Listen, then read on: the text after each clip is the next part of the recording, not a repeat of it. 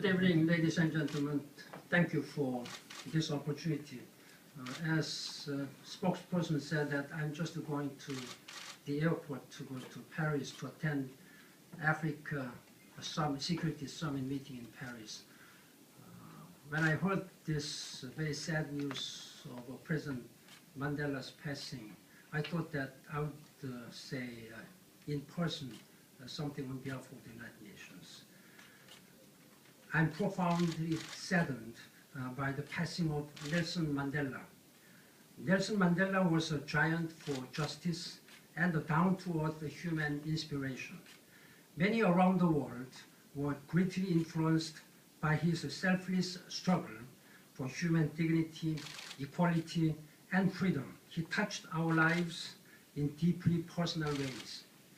At the same time, no one did more in our time to advance the values and aspirations of the United Nations.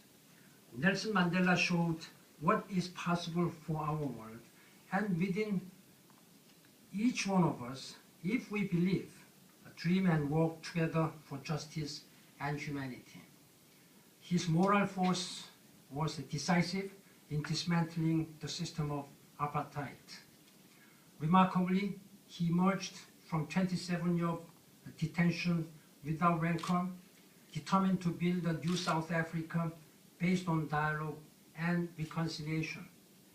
I was privileged to meet Nelson Mandela in February 2009. When I thanked him for his life's work, he insisted the credit belonged to others. I will never forget his selflessness and deep sense of shared purpose. On behalf of the United Nations, I extend my deepest condolences to Nelson Mandela's family, the people of South Africa, and indeed our global family. Let us continue each day to be inspired by Nelson Mandela's lifelong example to keep working for a better and more just world. Thank you. So the Secretary General has time for two questions. Sharon. Secretary General, could you recall perhaps your first encounter or the various encounters you might have had with Nelson Mandela? What was that like on a personal level for you? When I met him in his residence, I was deeply touched and moved and inspired by what he said. When I praised him for his lifelong contribution and struggle to end apartheid, he said that, no, it's not only me.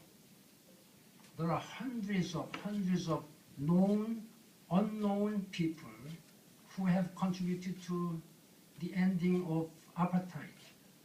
I was so touched.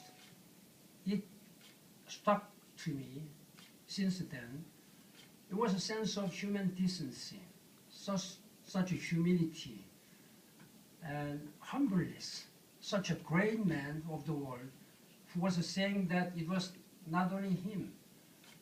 Then there were known and unknown hundreds of people. He repeated 2-3 times.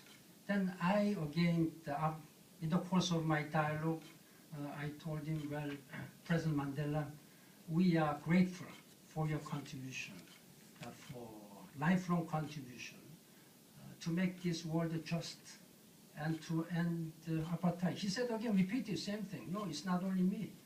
There are hundreds of unknown, known and unknown people who made this happen. That was a moment of deep inspiration for me. I'm still keeping. And I've been speaking to many of our colleagues. Look, this is what such a great man said. This is a real sense of human decency and humility. And I'm deeply grateful for what he has left during his lifetime to make this world just and fair and equal for everybody. Thank you. One last question. Could you use the microphone, please?